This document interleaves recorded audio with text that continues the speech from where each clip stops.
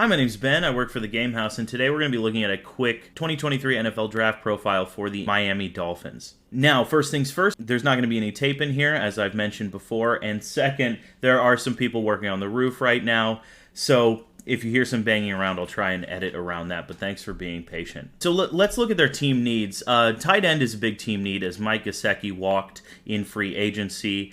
And this tight end class is very deep, so it would not surprise anyone if they went ahead and took one in this draft. They also need some depth at offensive line, specifically tackle. Injuries have been a big problem for the Miami Dolphins offensive line and inconsistency. A little bit of a controversial one. They may need a linebacker despite some of their signings in free agency. Now, let's remember that the Miami Dolphins went ahead and forfeited their first-round pick due to tampering with Tom Brady. So they only have a second and a third-round pick that we're going to be covering here.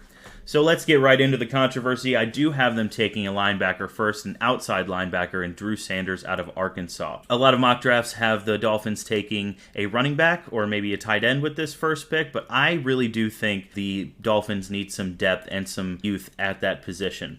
So I have them taking Drew Sanders, who was a big signing for Arkansas. He is undersized, but as I say here, a full year of NFL training can stem some of these concerns that people have. He's very athletic. He can fly around the field. Let's take a look at his Draft Network profile here, see if they agree with us. He has a big ceiling, and his fluidity is great. But the problems, as I said, are he needs to develop as a run defender in the box. That sort of goes along with size. And he's not the best man-to-man linebacker, which is a problem for such a fast team.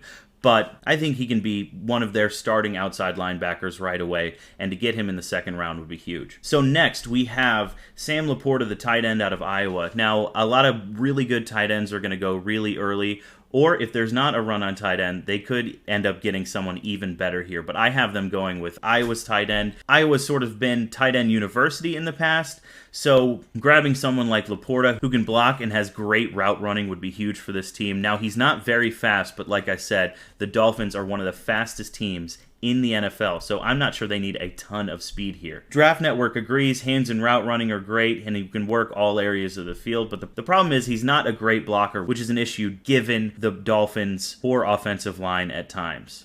But yeah, it's a really quick one just because they have 2 picks in the first couple rounds. I know there are going to be some disagreements. That's great. Please leave them below. I'd love to know who you think the Dolphins are going to take, and thanks for watching. I appreciate it.